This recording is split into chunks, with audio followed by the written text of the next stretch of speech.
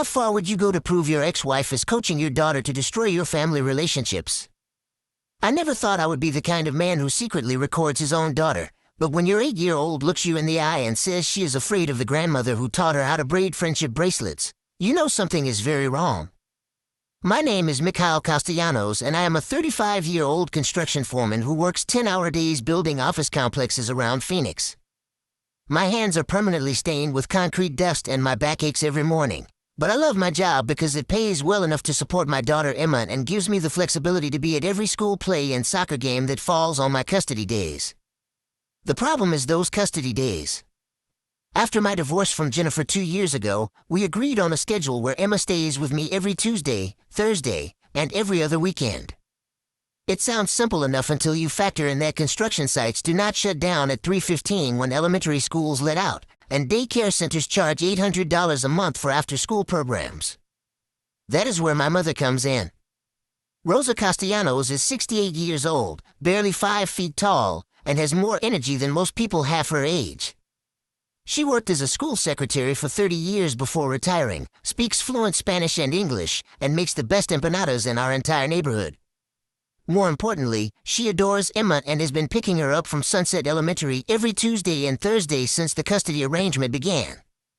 Emma used to run to my mother's beat-up Honda Civic with her backpack flying behind her, chattering in both languages about her day while my mother drove her to the local park or helped with homework at the kitchen table.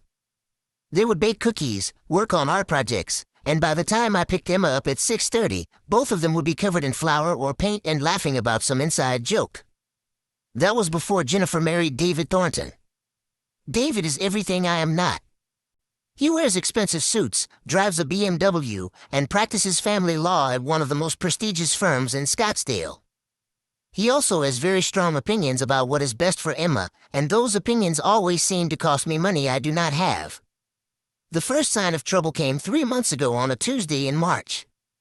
I was finishing up a concrete pour when my mother called, her voice shaking with confusion and hurt. "Mijo, something happened at the school today," she said, using the Spanish nickname that always made me feel like I was 10 years old again. Emma saw me coming and started crying. She told Mrs. Peterson she did not want to go with me. My stomach dropped. "What do you mean she did not want to go with you?" The teacher, she looked very uncomfortable, and she said Emma had been saying she was scared of me. "Scared, Mikhail?" "Of me?" I could hear my mother trying not to cry, which made my chest tighten with anger. Rosa Castellanos had never raised her voice at Emma, never been anything but patient and loving, even when my daughter went through her phase of only eating peanut butter sandwiches for 3 weeks straight. "Where is Emma now?" I asked. "Jennifer came to get her. She said there was obviously some kind of misunderstanding and that Emma would go to the after-school program tomorrow instead. That misunderstanding cost me $133 for 2 days of emergency after-school care. When I picked Emma up that Thursday, she seemed normal enough. She hugged me tight and chattered about her friend Madison's birthday party, but when I mentioned Grandma Rosa, she got quiet. "Emma, did something happen with Grandma that made you upset?" I asked as we drove home. She stared out the window for a long moment. "She is kind of mean sometimes." "Mean how?" "I don't know. Just mean." I pressed her for details, but she clammed up and asked if we could get ice cream instead. That night I called Jennifer to ask what was going on. "I think your mother might be getting too old for this responsibility," Jennifer said in that calm, reasonable tone she used when she was being completely unreasonable. "Emma has been coming home with stories about Grandma Rosa being impatient with her homework and making her eat food she does not like." "My mother has never been impatient with Emma in her life," I said. "And what food?" "She lets Emma have cookies before dinner half the time." Maybe that is part of the problem, Mikhail. David thinks Emma needs more structure and professional supervision. Of course David thinks that.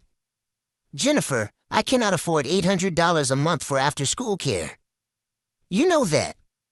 Then maybe you need to reconsider whether this custody arrangement is really working." The line went dead, and I stared at my phone knowing exactly what game was being played.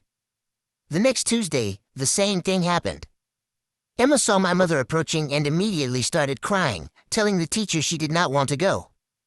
This time Mrs. Peterson looked genuinely concerned and suggested that maybe there had been some kind of incident I should know about. My mother was devastated. She sat in my kitchen that evening, her small hands wrapped around a cup of coffee that had gone cold an hour ago, trying to understand what she could have done wrong. "I keep thinking about every moment with her," she said in Spanish, which she only spoke when she was really upset. Did I speak too harshly when she spilled juice on her homework? Did I make her practice piano too long? "Mom, you did nothing wrong," I said, but even as I said it, doubt was creeping in. Maybe Emma really was uncomfortable with my mother for reasons I did not understand. Maybe at 68, Rosa was losing patience in ways she did not realize. But then I talked to my neighbor Mrs. Chen, whose daughter Lucy was in Emma's class.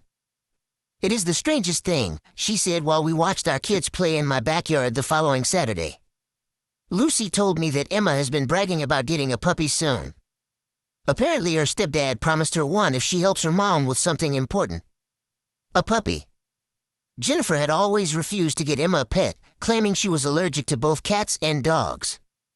Suddenly Emma was getting a puppy as a reward for helping her mom with something important.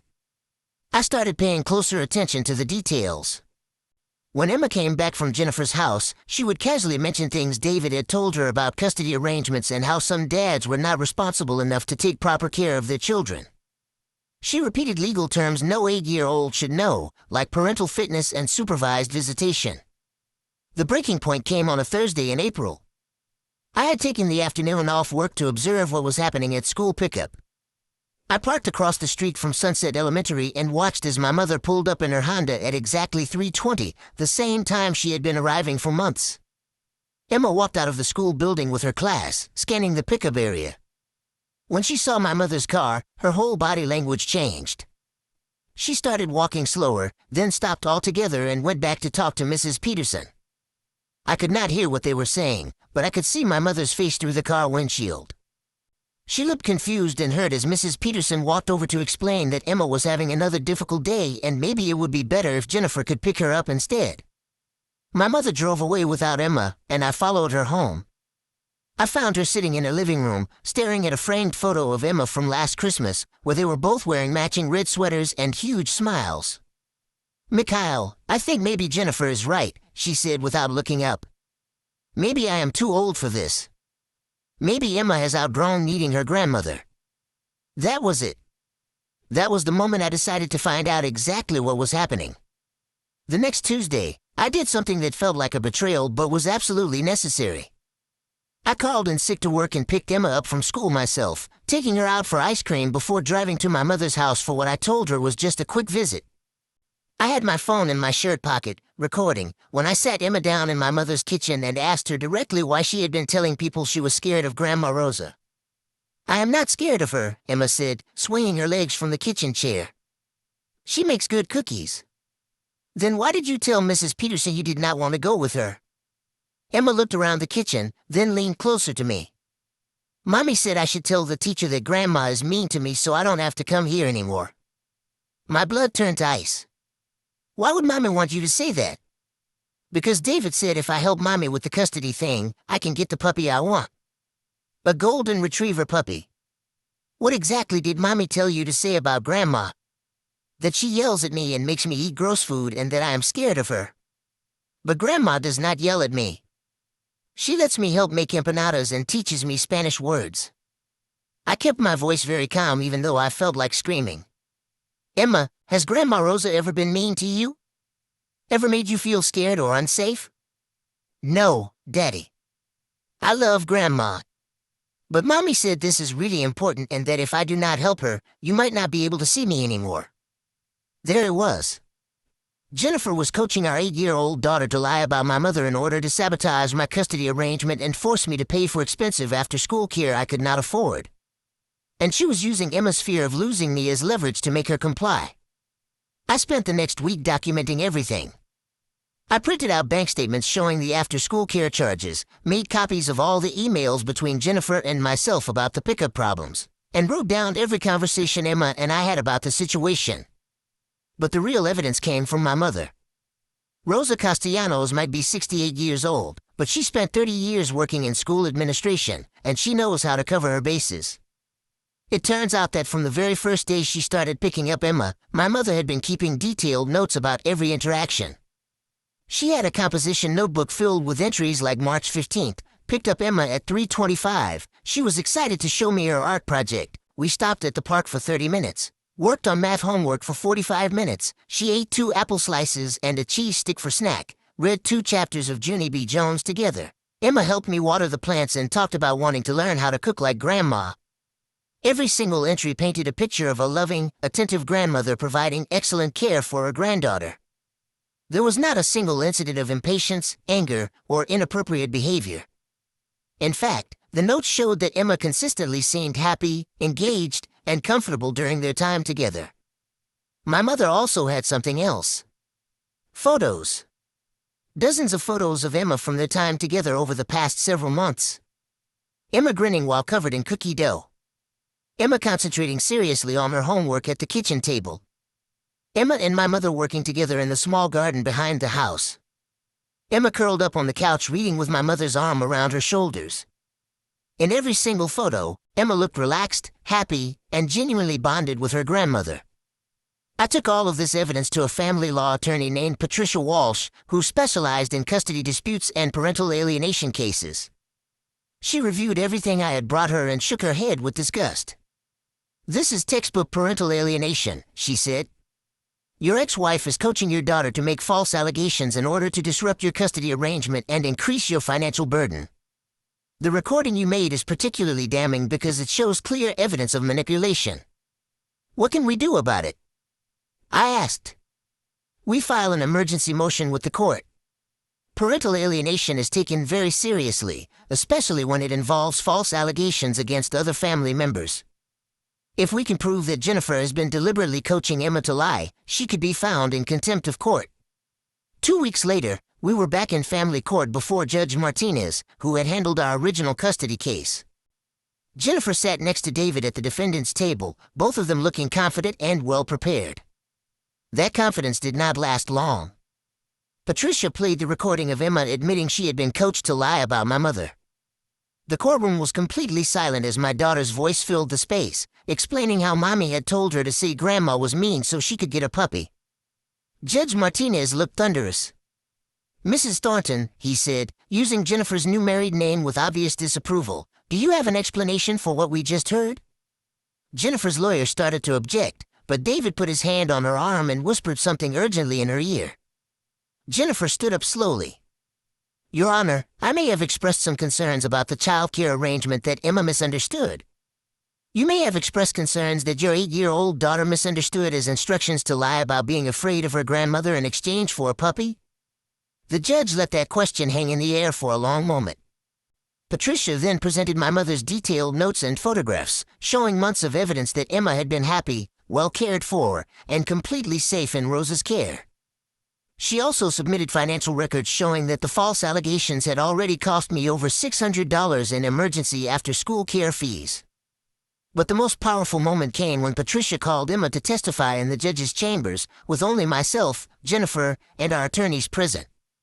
Judge Martinez spoke gently with Emma, asking her to tell the truth about her relationship with her grandmother.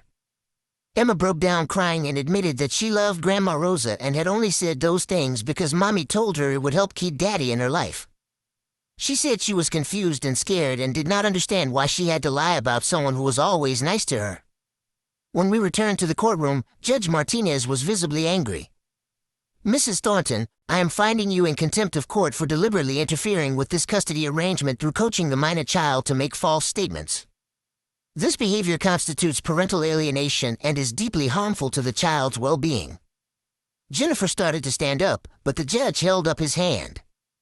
"I am also modifying the custody arrangement. Effective immediately, Mr. Castellanos will have additional parenting time, including Wednesday overnights and alternating Friday nights. Mrs. Thornton, you will pay Mr. Castellanos' attorney fees in the amount of $3,200, and you will reimburse him for all after-school care costs incurred as a result of your interference, totaling $847. But Judge Martinez was not done. Additionally, both parents and the child will participate in family therapy with Dr. Rebecca Kim, who specializes in parental alienation cases. Mrs. Thornton, any further attempts to interfere with Mr. Castellanos' relationship with his daughter or to coach the child to make false statements will result in a complete review of the custody arrangement, up to and including supervised visitation for you." The gavel came down with a sharp crack that echoed through the courtroom. David looked like he wanted to disappear into his expensive suit. Jennifer was pale and shaking, finally understanding that her game had serious consequences. As we walked out of the courthouse, Patricia shook my hand with satisfaction. "Judges do not like parental alienation, especially when it involves coaching children to lie," she said. "You did exactly the right thing by documenting everything and getting that recording. Without evidence, these cases can drag on for years." The drive to pick up Emma from school that day was surreal. For the first time in months, I knew that my mother would be able to pick her up without drama or tears or false accusations. I arrived at Sunset Elementary just as Rosa was pulling up in her Honda Civic. Emma came running out of the building with her backpack bouncing behind her, a huge smile on her face. "Grandma," she yelled, throwing herself into my mother's arms. "I missed you so much." Mrs. Peterson watched from the school entrance, smiling with obvious relief. She waved at my mother and called out, "Have a wonderful afternoon, Emma." That evening, I found Emma and my mother in the kitchen making empanadas, both of them covered in flour and laughing about something Emma had learned in Spanish class. "Daddy, look," Emma said, carefully folding the dough around the filling the way my mother had taught her. "Grandma is teaching me how to make the edges pretty." Rosa caught my eye over Emma's head and smiled, the worry lines that had been etched in her face for months finally starting to fade. "Mijo," she said quietly while Emma focused on her empanada, "thank you for believing in me." "Mom, you never should have had to prove that you are a good grandmother. Emma adores you, and I should have figured out what was happening sooner." "You figured it out when it mattered most," she said, squeezing my hand with her flour-covered fingers. The family therapy sessions with Dr. Kim were initially awkward, but they helped Emma understand that adults sometimes make mistakes and that it is never a child's responsibility to fix problems between parents. Emma learned that she could love both her mother and her grandmother without having to choose sides or lie about her feelings. Jennifer struggled more with the therapy process. It took several sessions before she was able to acknowledge that her behavior had been harmful to Emma and unfair to my mother. David attended a few sessions and admitted that his legal background had made him see the custody arrangement as a battle to be won rather than a situation that should prioritize Emma's well-being. The most important outcome was that Emma's relationship with my mother was completely restored. Within a few weeks, they were back to their old routine of homework, snacks, art projects, and conversations in both English and Spanish. Emma never again claimed to be afraid of her grandmother, and Mrs. Peterson commented multiple times on how much happier Emma seemed at school. The financial impact was significant for my family, but in a positive way. Jennifer's reimbursement payment covered not only my attorney fees but also gave us a small buffer for unexpected expenses. More importantly, the additional custody time meant Emma and I could spend more time together, and my mother could continue providing the loving, reliable childcare that had worked so well for all of us. 6 months later, Emma did get her puppy, but not from David. My mother surprised her with a rescue dog from the local animal shelter, a gentle golden retriever mix named Canella who loves empanadas almost as much as Emma does. "I thought she earned it," Rosa explained when I protested that she did not need to spend her retirement money on a dog. She was brave enough to tell the truth when it mattered. Emma and Canella are inseparable now. The dog goes everywhere with them, from the park to the grocery store to homework time at the kitchen table. My mother jokes that she now has 2 granddaughters to spoil, and Emma has started teaching Canella commands in both English and Spanish. The custody arrangement has been stable ever since the court hearing. Jennifer follows the schedule exactly, and there have been no more false allegations or attempts to interfere with Emma's time with my mother. David has actually been more respectful in our interactions, perhaps understanding that legal games are not appropriate when a child's well-being is at stake. Emma still spends Tuesday and Thursday afternoons with Rosa, plus Wednesday nights at my house and alternating weekends. The additional time has strengthened our father-daughter relationship immensely, and Emma has started talking about wanting to learn construction skills so she can help me build things when she gets older. Most importantly, Emma's relationship with her grandmother continues to flourish. They have started a small vegetable garden together where they grow tomatoes, peppers, and herbs for cooking. Emma has learned to make not just empanadas but also tamales, arroz con pollo, and my mother's famous tres leches cake. Rosa recently started teaching Emma how to play guitar, something I never learned despite years of my mother's patient attempts. Watching them sit together on the front porch, Emma's small fingers struggling to form chords while my mother gently corrects her hand position, I am reminded of all the ways that loving family relationships can survive even deliberate attempts to destroy them. The experience taught me several important lessons about custody disputes and parental alienation. First, documentation is absolutely crucial. Without my mother's detailed notes and photographs, and without the recording of Emma's admission, we would never have been able to prove what was happening. Second, children are remarkably resilient, but they need adult advocates who will fight for their right to maintain loving relationships with all their family members. Emma was being used as a weapon in an adult conflict, and it took intervention to protect her from that psychological damage. Third, the family court system, while imperfect, does take parental alienation seriously when presented with clear evidence. Judge Martinez's swift action sent a strong message that coaching children to lie about family members would have serious consequences. Finally, I learned that sometimes you have to be willing to take uncomfortable steps to protect the people you love.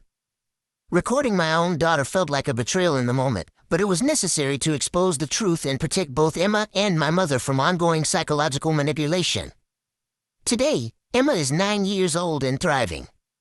She speaks Spanish fluently thanks to her grandmother's patient teaching, makes empanadas that rival my mother's, and has a rescue dog who follows her everywhere. She still talks about becoming a construction worker like her dad, but she has also mentioned wanting to be a teacher like Grandma Rosa was, or maybe a veterinarian so she can help more dogs like Canella. The most telling sign of how much things have improved is that Emma now talks openly about loving both her mom's house and her dad's house, about enjoying time with David and Jennifer as well as with Rosa and me. She is no longer caught in the middle of adult conflicts, and she has the security of knowing that all the adults in her life are committed to her well-being rather than to winning battles against each other. My mother, now 69, has regained her confidence as a grandmother and caregiver. She talks about feeling grateful that the truth came out when it did, before Emma's relationship with her was permanently damaged by the false allegations. Children are like plants, she told me recently while we watched Emma and Canella playing in the backyard. They need love and attention and truth to grow properly. When you try to poison their roots with lies, eventually the whole plant suffers. Looking back, I realized that Jennifer's attempt to manipulate the custody arrangement through parental alienation actually backfired in ways she never anticipated.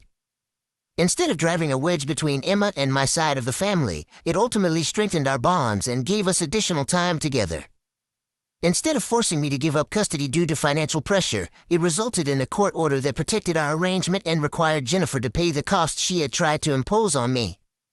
Most importantly, Emma learned that truth matters, that loving relationships are worth fighting for, and that adults should never ask children to lie or choose sides in conflicts that are not their responsibility to resolve. The experience was painful and expensive, but it taught all of us valuable lessons about the importance of honesty, documentation, and standing up for what is right even when it is difficult. Emma still asks about the puppy David promised her, but she always follows up by saying she is glad she got Canella instead because rescue dogs need love more than puppies from pet stores. She has also started saying that she is proud of herself for telling the truth in court, even though it was scary at the time. These days, when I pick Emma up from my mother's house after work, I usually find them in the kitchen with Canella at their feet, working on some project together while dinner simmers on the stove. The sight never fails to make me grateful for family court judges who take parental alienation seriously, for attorneys who fight for children's rights, and for mothers who keep detailed notes and always put their granddaughters first. The school pickup power play is over, and love won.